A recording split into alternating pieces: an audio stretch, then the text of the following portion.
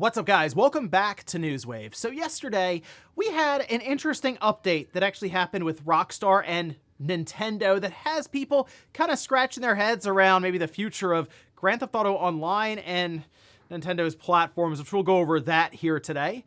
Also, we are going to be talking about Microsoft and a job listing that was spotted that could see one of their big exclusives go to PlayStation. And then we'll also be taking a look at a new bundle that was posted by Amazon that isn't exactly using marketing that Xbox fans are really excited for. So if you guys enjoy these videos, make sure you hit that like button, helps out a ton. And if you're new here to the Spawn Wave channel, make sure you subscribe down below. And of course, members for the channel do get Newswave early. If you'd like to learn more about that, click the join button down below this video. And we're gonna start today with Xbox Game Pass games that are going into the service to mostly close out the month, although I think there still might be a surprise or two actually up their sleeve. But let's take a look. This is posted up over on news.xbox.com.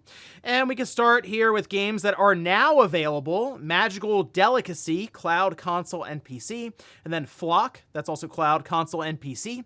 Moving up to July 18th, so tomorrow we have Flintlock, The Siege of Dawn, that's cloud, PC, and Xbox Series X and S, as well as Dungeons of Hinterberg, cloud, PC, and Xbox Series X and S. And then on July 19th, we have Kinitsugami Path of the Goddess. This is the Capcom game that's actually gotten some pretty good reviews recently, cloud, console, and PC. I also want to point out, if you've been curious about EA Sports College Football 25, as people seem pretty happy with it so far with some of the early impressions, there is a 10-hour early access trial that is available through EA Play, which, if you have Game Pass Ultimate, you have EA Play, so you can actually just try out EA Sports College Football 25 right now, free of charge, relative speaking. Of course, you are still paying for the subscription service.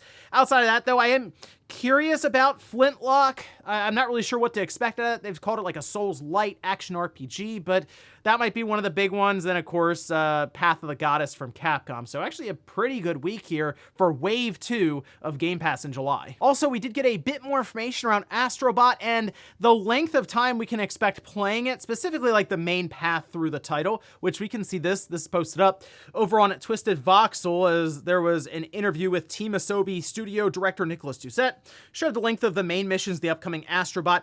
It's around 12 to 15 hours. They did mention that throughout production, they didn't have a point in time where a development team stopped and thought to themselves, how can we make this a duration of 20 to 30 hours? Instead, they wanted to make a well-paced and consistent game where each level has the same degree of quality rather than having padded content. Thank you. That's I think the best way to go about these sorts of games, specifically 3D platformers. Those are games that you can definitely tell if it's padded, as then it kind of leans into some of the collectathon stuff that doesn't necessarily need to be there. I like the streamlined nature of what we had with Astro's Playroom, and I think a game that's like 2 or 3 times the size of that, which is sort of what they're describing here, I think is an awesome proposition. So I am definitely looking forward to Astrobot, especially when I hear that the levels aren't necessarily going to be padded out for no reason. And I think a 12 to 15 hour experience for a larger 3D platformer like this is right about the length of time I'd be looking for. Of course, there should also be extra bits of content you can sort of go off the main path and find, and I'm sure there'll be other little collectibles and things to also discover as you go through. So if you want to spend more time in it, I'm sure you can. Very similar again to Astro's Playroom. Oh, and while Microsoft is shutting down the Xbox 360 online storefront later on this month, they did also put this up available for Xbox Series owners. That's right. It's this dynamic theme that is geared towards the Blade system from way back in the day on the Xbox 360, going back in time to 2005, 2006. It's a beloved OS that was around for a couple of years before it then got replaced by the NXE, that OS from Microsoft. But the only issue I have with it is it's basically a static background for the most part, minus a couple of ripples. There's no interactivity when you say go between different sub-menus. It's a pretty straightforward background, but I guess it's better than nothing as they move to close down that Xbox 360 store in a couple of weeks. And guys, with some of the quick news out of the way, let's get into the bigger stuff. Let's start right away with Nintendo and Rockstar, because we all, of course, know that there is a big game coming out next year, that being Grand Theft Auto 6. It's so large, in fact, I feel like it will be the biggest launch we've ever seen in gaming history, and it's certainly affecting other companies in gaming who are maybe trying to place their release dates around GTA 6, sort of to get out of the way of it, or try to come out weeks or even a month or two before it. I really do think that is probably stuff getting kicked around right now in the boardrooms, trying to figure out when the best time would be, as we're still even waiting to find out when Grand Theft Auto 6 is releasing. I'm still thinking like September or October of 2025, but of course we'll wait for Take-Two and Rockstar to make that official. Hopefully here by, I think it's going to happen. They'll make that release date known, of course, as we get into next year, but we're still also just waiting for the next big trailer for GTA 6. But something seems to be happening on the website that people are noticing when it comes to Nintendo. We can see this is actually posted up and was first noticed over on Twitter X by Tez2. It says Rockstar Games has updated the platform list for games included with GTA Plus to include Nintendo Switch, but it is not currently used on the site. Rockstar may soon update these games on the Switch to be playable for free with a GTA Plus subscription. They make note of it here with the Nintendo Switch logo being added versus not there. And the thing that was brought up, I think this is very important by Ben in the replies, saying, how exactly would this work? GTA 5 doesn't exist on Switch, so there's no way to subscribe on Switch. The only way I can see this working is if Rockstar plans to rebrand GTA Plus entirely with Rockstar Plus. That is a good point, since, yeah, the way it really started out was, of course, GTA Plus is a subscription service that gives you a bunch of benefits in Grand Theft Auto Online, but also they kind of have like a library of titles. That's not like a ton. I mean, on the Switch, there's 3 games? There's Red Dead Redemption, L.A. Noire, and then the Grand Theft Auto trilogy. But because GTA Online is not present, there's no way to necessarily subscribe to the service from the Switch as you would use that, and I believe like your Rockstar social account being linked to it. So I guess you could just do it on the website, and then maybe that would allow you to then link it to something Nintendo and Rockstar and Take-Two set up on the eShop as like a side subscription service that then lets you download these games just outright on their platform. That's sort of the hang up now, because this looks like something they would be adding if there was some sort of link to Grand Theft Auto Online, which that would be a very weird announcement to have now. Like, oh yeah, Grand Theft Auto Online is coming to the Switch, and they could probably, I'm sure, separate it from Grand Theft Auto 5 and just kind of present it as its own thing for the Switch.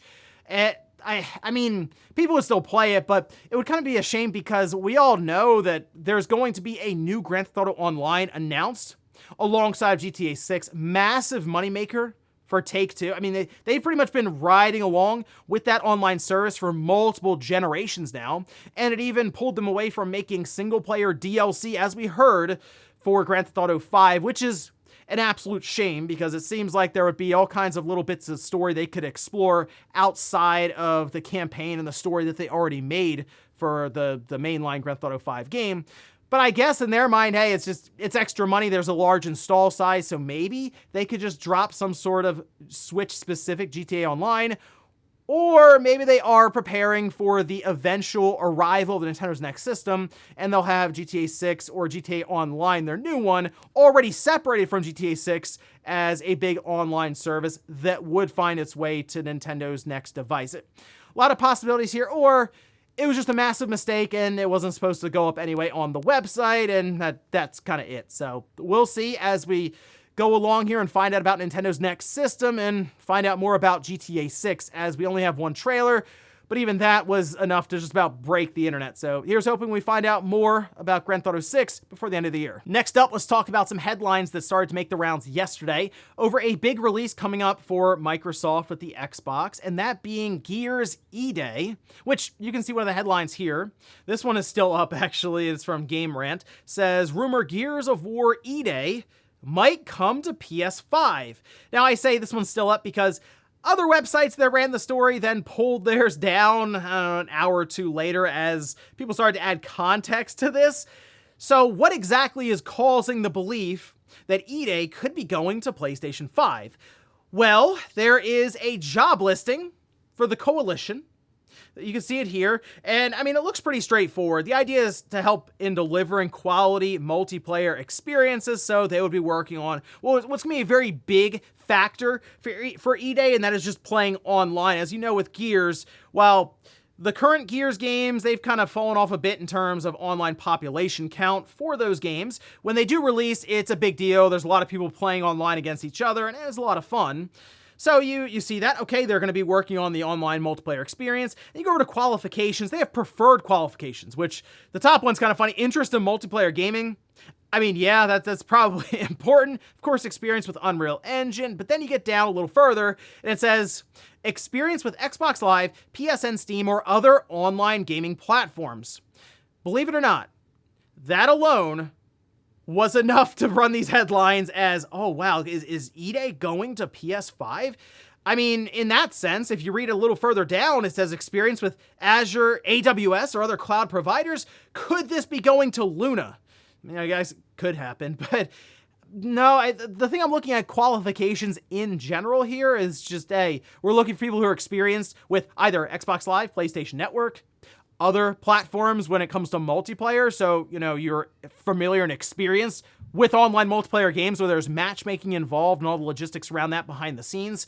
It's just strange to me that this was enough to really get that ball rolling. And it does also remind me that Microsoft themselves haven't been great at having a clear-cut message in general. Like, okay, which games are staying on Xbox and technically Windows PC on Steam, and which games are making the jump to PlayStation or Nintendo's platform. So in some regards, yes, Microsoft has kind of muddied up the waters and even allowed these kind of things to take place. But no, I would not read into this job listing as, oh wow, okay, I guess EA is going to PlayStation 5, because yeah, if you're applying for a job that has to do with multiplayer gaming, you should probably be familiar with any of the big platforms when it comes to multiplayer, that being Xbox Live, PSN, or Steam. Seems pretty straightforward. Next up, let's stick with Microsoft muddying the waters with a certain bundle that popped up on Amazon, and it's funny because it's actually one that I had mentioned would actually make sense based on the path Microsoft's taking right now, specifically with those Amazon Fire TV sticks. And the bundle I proposed was just that, a Fire TV stick and an Xbox controller, because you need a controller of some kind to play these games, even through cloud streaming, which again is a barrier of entry. It's cheaper than a console, but you still need the thing. Well, it looks like Amazon decided to do that, and maybe even in collaboration, I guess, with Microsoft. Although, how much would you actually need Microsoft to be involved here at this point, since they have already moved now the application to that Fire TV stick, and they're just basically grabbing stuff from the warehouse and throwing it together? Well, we can see this posted up. This is over on Amazon, and it's just the Xbox Amazon Fire TV stick, the 4K Max, the Robot White Core Wireless Controller Bundle, and there's even a free month of Xbox Game Pass. Okay, and that looks pretty straightforward. Even the pricing's not bad. This was for Prime Day at this time is $79 basically. I mean, think about the controller is usually about $60. Then you have the 1 month of Game Pass and I mean, that's just about like the Fire TV stick being basically free. But the big marketing here that got people looking at like, okay, why do they keep saying that? Stream Xbox games, no console required. So, I mean, we know that Microsoft's big push has just been Game Pass in general, but they have hit a bit of a snag in that it's not growing like they would want. And I guess the idea is, hey, if you have a Fire TV stick, you have access now to Game Pass, where you have access to Xbox. You just have to stream it. The issue I have with that is their streaming is kind of falling behind right now in terms of quality and feature set. When we look at something like GeForce Now, which has continued to improve, and it's actually very, very good at this time. Even Sony with PlayStation, their streaming is actually better than Microsoft's. That's the part that's throwing me off currently, as Digital Foundry to take a look at the experience right now with the Amazon Fire TV stick, and it's not great. It's very blocky. There's a lot of input latency to it, which if it's operating off of Wi-Fi, of course, you're going to get more latency than if you hardwire that in. But still, it's not a very good experience for something that would inevitably cost you $20 per month. Since there is no cloud streaming only tier, you have to go for that ultimate tier with a bunch of stuff that you would then not really use if you're just doing it through the Fire TV stick, since you're not going to use, say, PC gaming with that application for Game Pass. But still, I guess in Microsoft's mind, it's a cheap way to get you in the door, especially if you already have the TV stick and you already have a controller of some kind. Well, then you're just signing up for Game Pass and you're just playing whatever you want at that time. But yeah, the marketing's odd. just no console required. I think that's getting people a bit on edge who are big fans of the Xbox hardware, that this is spelling out like the final days of the console. Well, we are going to have at least one more generation that, say, happens in end of 2026, 2027. Would probably run us another 6 or 7 years, we'll say, and by then, who knows what the landscape for consoles will look like at all. So I think we still have a ways to go for Xbox hardware before it just disappears, if that is a future for it.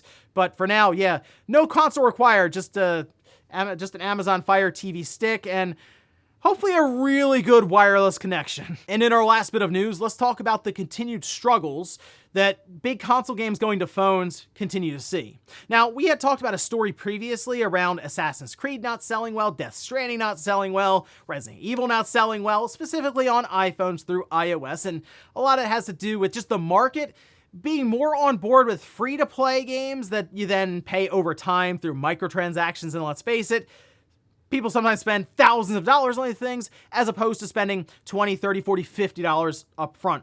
Well, the latest game that appears to be struggling is Resident Evil 7. We can see this is posted up. This is over on mobilegamer.biz saying AppMagic estimates suggest that Resident Evil 7, the latest console game to arrive on an iOS exclusive, has attracted under 2,000 paying customers. Whew. Well, they came to this figure, with the data source suggesting Resident Evil 7 has earned Capcom an estimated $28,140, a figure that does not include Apple's 30% cut. Add the 30% and divide that by the $20 fee to unlock the full game, and even with some generous rounding up, you land at under 2,000 paying customers.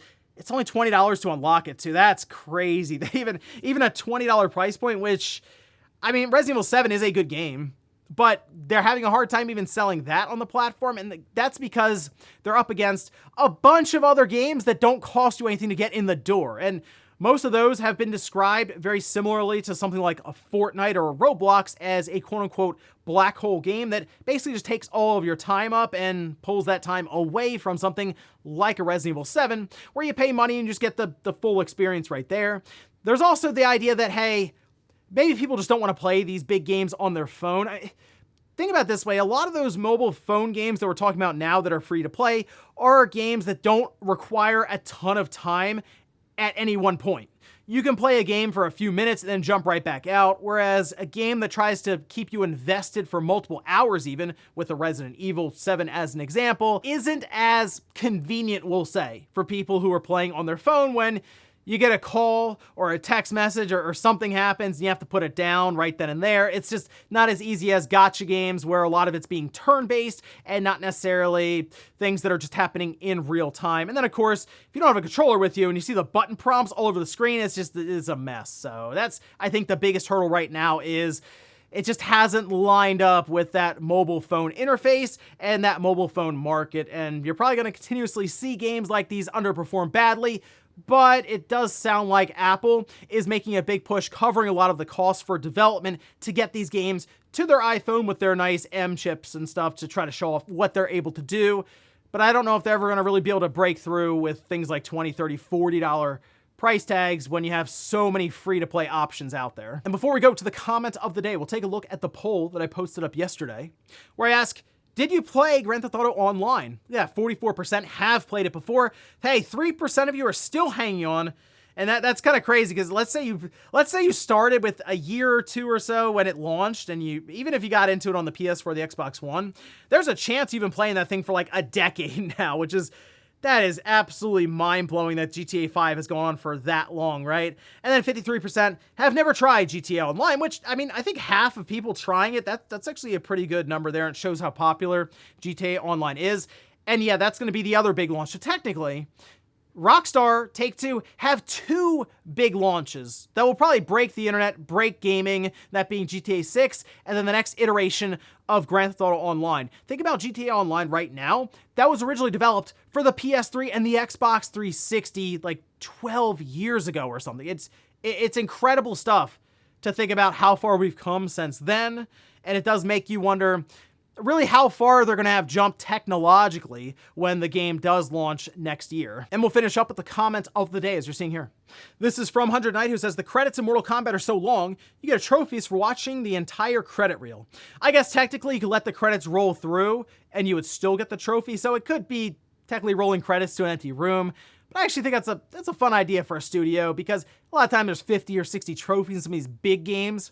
Throw one of them to the credits and you have to at least let it roll through to get this trophy, which, hey, Platinum Game Hunters would do that. They would probably sit there just to make sure, make sure these credits roll through so I get that Platinum trophy. But yeah, there you go. Two things Nintendo, now they're definitely not going to be crediting too many people, because there's trophies and achievements involved. Can't have that. And ladies and gentlemen, that's going to do it here for Newswave. If you enjoyed this video, guys, hit that like button. If not, hit the dislike. Leave comments down below about everything we talked about here today. Was the situation around GTA Plus and Nintendo Switch's logo showing up on Rockstar's website.